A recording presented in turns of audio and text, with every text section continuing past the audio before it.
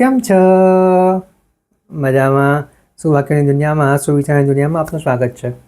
મારા મિત્રો, એવું કહેવાય છે કે વ્યક્તિનું આંતરિક અને વ્યક્તિનો બાહ્ય વ્યવહાર બંને સરખા હોવા જોઈએ.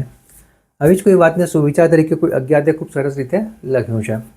આજનો જે સુવિચાર છે તેનો વિષય છે વ્યક્તિ, પર્સન. કોઈ અજ્ઞાતે લખ્યું છે કે હંમેશા એક સારા વ્યક્તિ બનવાનો પ્રયાસ કરવો જોઈએ, પરંતુ તે સાબિત કરવા માટે દબાણ કરવું તે સારી વાત નથી. મારા મિત્રો, વાત ખૂબ જ સીધી છે, ખૂબ જ સરળ, જેટલી જ મહત્વની છે. અહીંયા જે વાત છે તે સારા વ્યક્તિની છે. મારા મિત્રો, સારા વ્યક્તિ એટલે શું?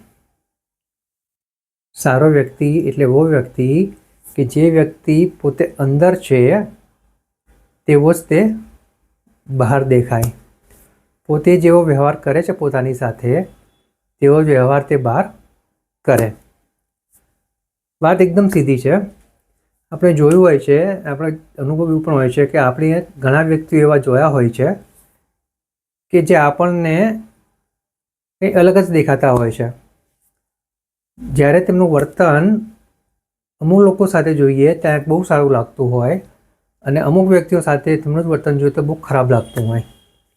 એક જ વ્યક્તિ છે પણ તેના બે પહેલું છે.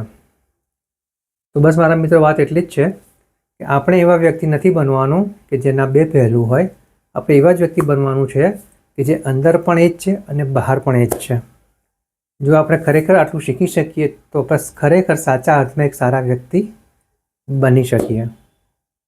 એટલા માટે જ અહીંયા કોઈ જગ્યાએ લખ્યું છે કે એક સારા વ્યક્તિ બનવાનો હંમેશા પ્રયાસ કરવો જ જોઈએ, પરંતુ તે સાબિત કરવાનું કે હું સારો વ્યક્તિ છું એવું સાબિત કરવા માટેનું કોઈ ખોટું પ્રેશર, કોઈ વધારે પડતું દબાણ નહીં કરવું જોઈએ.